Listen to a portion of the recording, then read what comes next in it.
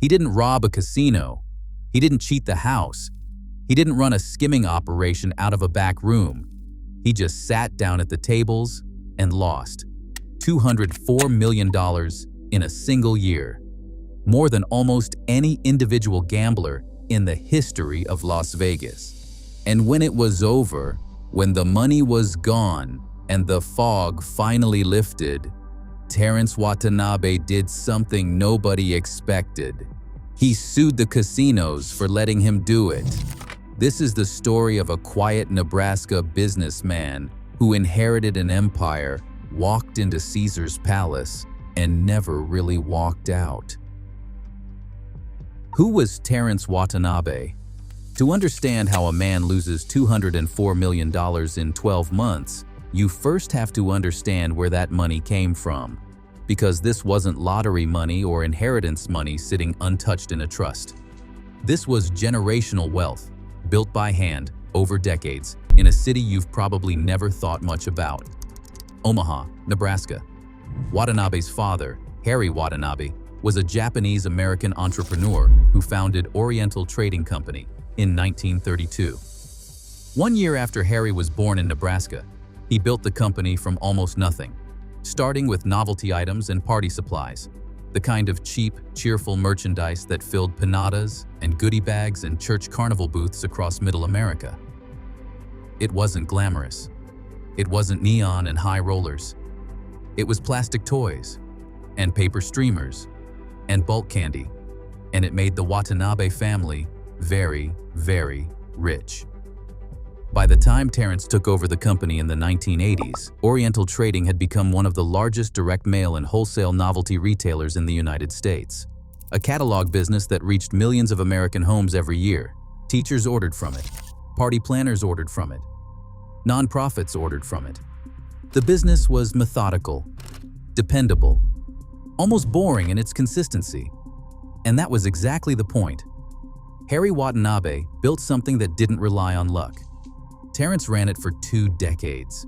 He was known as a generous man, a philanthropist, someone deeply committed to Omaha's civic life. He gave to hospitals, to community organizations, to causes that mattered to the people around him. By all accounts, he was not flashy. He didn't live like a man sitting on 9 figures. He lived like a man from Nebraska. In 2007, Terrance sold Oriental Trading Company to private equity firm Berkshire Partners for approximately $600 million. After taxes, after everything, he walked away with somewhere in the neighborhood of $250 million. A life's work converted to liquid. A fortune his father had spent 40 years building, now sitting in Terrance Watanabe's hands. He was 52 years old, newly wealthy beyond comprehension, and suddenly, without purpose. The company that had defined his identity for most of his adult life was gone. The structure, the routine, the reason to get up in the morning, all of it transferred to a private equity firm in Boston. Terrance Watanabe was free, and freedom, for a man who does not know what to do with it, can be the most dangerous thing in the world. The year everything burned. Nobody knows exactly when Terrance Watanabe first sat down at a casino table. What we know is that by 2007, he had become what Las Vegas calls a whale, a high roller of almost mythological proportions, a man whose losses were so catastrophic and so consistent that he became, for one extraordinary year, the single most valuable customer Harrah's Entertainment had ever seen. He split his time between 2 properties, Caesar's Palace and the Rio, both owned by Harrah's. And he didn't just gamble, he lived inside those casinos, weeks at a time, sometimes months. He took up residence in high roller suites that most people never get to see, rooms with butlers and private dining and views of the Strip that made the rest of the world feel like it was happening somewhere else. In 2007 and 2008, Terrance Watanabe lost $112 million at Caesar's Palace. He lost another $92 million at the Rio. Combined, the total came to $204 million in a single calendar year. That figure is staggering in ways that are hard to fully process. $204 million. At the time, it represented roughly 5.5% of Harrah's total gambling revenue for that year across all of their properties combined. Let that sink in. One man, 1 year. 5.5% of a company that owned dozens of casinos across the country. He played for hours without stopping, sometimes for days, barely sleeping, barely eating, moving between craps tables and slot machines and baccarat in a loop that had no beginning and no end. He played games with some of the worst odds in the casino. Slot machines, for a man gambling at his stakes, might as well have been lit matches. But Watanabe didn't seem to care about odds. That's what made him so valuable and, as it would turn out, so tragic. He lost at a rate that defied even the most pessimistic actuarial models. The statistical edge a casino holds over any gambler is real but relatively thin, a few percentage points on most games. The house expects to win, but it expects to win slowly, methodically, over thousands of hands and millions of spins. Watanabe lost so much so fast that even veteran casino executives were privately shocked. At one point, his losses accounted for 5 to 6% of the entire company's gaming revenue. This was not a man on a bad run. This was a man in crisis. Here is where the story gets darker. Harrah's didn't just watch Terrance Watanabe lose $204 million. They helped him do it. Not with loaded dice, not with marked cards. What they did was perfectly legal, perfectly standard, and, in the context of how Las Vegas has always operated, perfectly normal. They treated their best customer the way Vegas has always treated its best customers. They made sure he never had a reason to stop. Watanabe had handlers, casino employees whose entire job was keeping him comfortable, keeping him company, keeping him at the tables. He was given unlimited alcohol regardless of his condition. Witnesses described a man visibly intoxicated, playing for enormous sums, making decisions no sober person would make. The drinks kept coming anyway. Court filings later alleged casino staff also facilitated access to prescription painkillers, further compromising whatever judgment he had left. The free suites, the private dining, the round-the-clock personal attention. All of it was designed to do one thing: remove every possible reason to leave. There is a term in the gambling industry for this. They call it hospitality, and in the most literal sense, that is exactly what it was. Harrah's took care of Terrance Watanabe the way a trap takes care of a fly. The lawsuit, the legal battle that followed was, in its own way, as dramatic as the losses themselves. It started with Harrah's going after Watanabe, because even after losing $204 million, he still owed them money. Markers drawn against future payments, the way high rollers always do. When the accounting was done, Harrah's said he owed $14,800,000 more. In 2009, the Clark County District Attorney filed criminal charges against Watanabe for failure to pay gambling debts. In Nevada, unpaid casino markers are treated like bad checks. It is a crime. The man who had just delivered Harrah's the most profitable individual gambling year in their history was now being criminally prosecuted at that same company's request. The audacity of that was not lost on anyone paying attention. Watanabe's team fired back with a civil lawsuit that flipped the entire narrative. They alleged Harrah's had violated Nevada's responsible gaming laws. They said casino staff had knowingly encouraged a visibly impaired, addicted man to keep destroying himself. They said the alcohol, the painkillers, the handlers, the isolation, had all been deliberately deployed to keep him gambling past any reasonable point. The lawsuit asked one question Las Vegas had never been forced to answer out loud. When does hospitality become predation? What the lawsuit revealed was the machinery underneath Las Vegas's glossy surface. The systems casinos have spent decades perfecting to keep their most valuable customers exactly where they want them. Harrah's was famous throughout the industry for its Total Rewards loyalty program, one of the most sophisticated customer analytics systems in American retail at the time. They didn't just track how much a player bet. They tracked how long he played, what games he preferred, what time of day he was most likely to lose, what kinds of comps kept him on property longest. They built detailed psychological profiles of their best customers. So here is the question that the lawsuit forced into the open. With all of that data, all of that sophistication, all of those tools, is it even remotely plausible that nobody at Harrah's noticed Terrance Watanabe was in crisis? Or did they notice and decide the information was more valuable than the man? Because his family noticed. His sister contacted casino management directly. She told them about his mental state, his addiction, his deteriorating condition. She asked them to stop. The casino noted her concern and kept the drinks coming, because her brother was a consenting adult, and he wanted to keep playing. That was the honest answer. They just called it something else. They called it hospitality. The reckoning. The case never went to trial.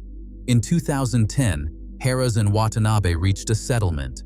The terms were confidential, as these things almost always are. The criminal charges against Watanabe were dropped as part of the agreement. What percentage of the disputed $14,800,000 he ultimately paid, if any, was never disclosed. What damages, if any, Harrah's paid Watanabe in exchange for the civil suit going away was never disclosed. The curtain came down quietly on the whole mess. Two parties who had become deeply, catastrophically entangled in each other's worst instincts reached an arrangement that let them both walk away without any verdict, without any precedent, without any definitive answer to the question at the center of everything. Did the casino do something wrong? That question remains unanswered. Legally, formally, permanently unanswered. What we know is this. In the 2 years following his catastrophic losses, Terrance Watanabe's net worth had been devastated. The $600 million inheritance from his father's life work had been reduced by more than a third in the span of 12 months.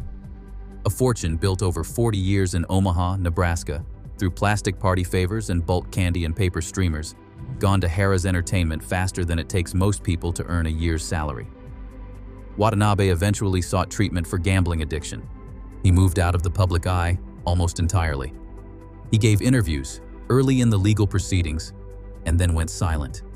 The man who had been the most valuable individual gambler in Las Vegas history disappeared back into private life, carrying whatever that year cost him in ways that no financial accounting could ever fully measure. His father, Harry Watanabe, who had worked his entire life to build something lasting, something real, something that would outlast him, had been dead for years by the time his son walked into Caesar's palace. Harry never knew what happened to his company or to his son inside those walls. Maybe that was a mercy. What this really means. There is a temptation when you tell a story like this to land cleanly on one side or the other. Either Terrance Watanabe was a grown man who made his own choices and must live with the consequences, or he was a vulnerable person exploited by a corporation that prioritized revenue over human dignity. Both of those things can be true at the same time. What the Watanabe case exposed, more clearly than almost anything before or since, was the fundamental tension at the heart of the American casino industry. Casinos are legal businesses. They operate under state licenses, they pay taxes, they employ tens of thousands of people, they fund civic projects and infrastructure across Nevada and beyond.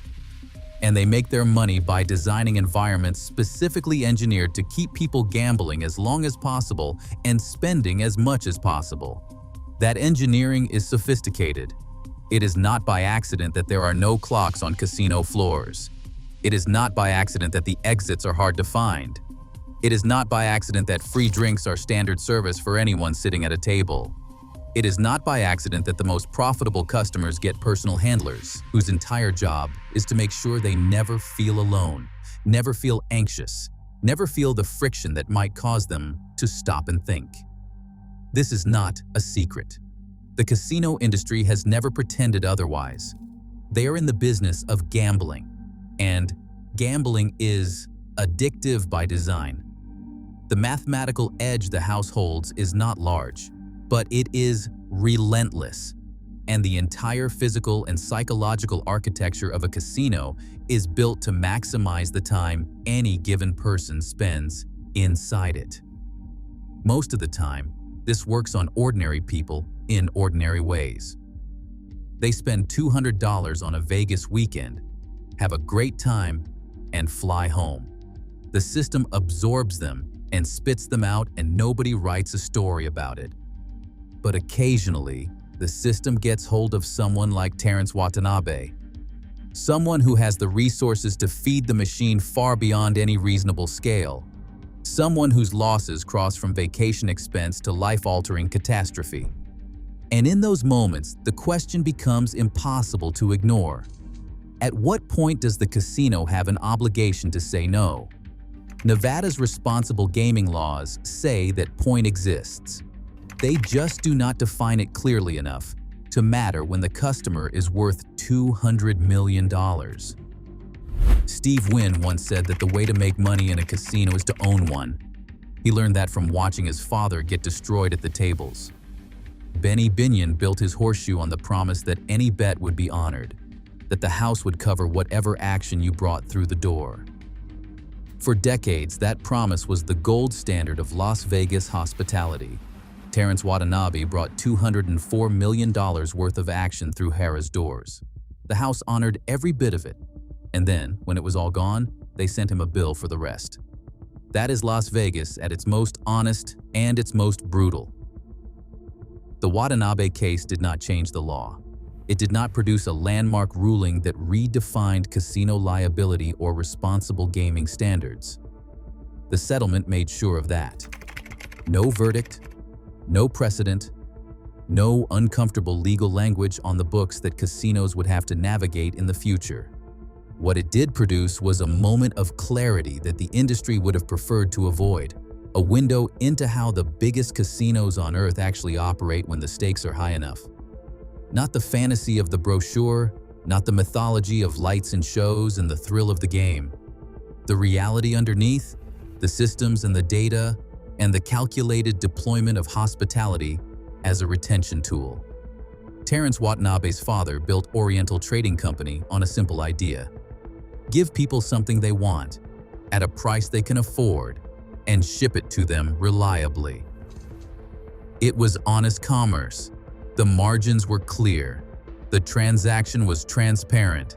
You paid for what you got. His son walked into a building where none of those rules applied, where the margins were hidden inside mathematical probabilities most people cannot calculate, where the transaction was wrapped in luxury, alcohol, and personal attention until it no longer felt like a transaction at all, where the price you paid had no upper limit, and no one was going to tell you when you had paid enough. $204 million. The amount Harry Watanabe's company earned over years of catalogs and customers and honest work, gone in 12 months. The casinos are still standing. Caesar's Palace still rises above the Strip. The fountains still run. The poker rooms are still full. Harrah's Entertainment eventually became Caesars Entertainment Corporation, one of the largest gaming companies in the world. Their responsible gaming programs are prominently advertised. Their websites feature hotlines for problem gamblers. They take the issue very seriously. They just took Terrance Watanabe's $204 million first. Some debts can never be repaid. Some voids can never be filled. And some stories about Las Vegas are not about dreams coming true. They are about what the desert takes when you stop paying attention to what you are actually buying. Terrance Watanabe bought 12 months inside the machine, and the machine kept every cent. That is the story of Las Vegas at its most Vegas, where the neon is brightest, the drinks are coldest, and the house always wins. even when winning looks a lot like something else entirely. That was the story of Terrance Watanabe, the businessman who lost everything the city could take and then had the nerve to ask who was really responsible. Which part of this story hit you hardest? Tell me in the comments. If you love discovering the real people behind the neon, hit subscribe because every legend had a story, and Vegas never forgets.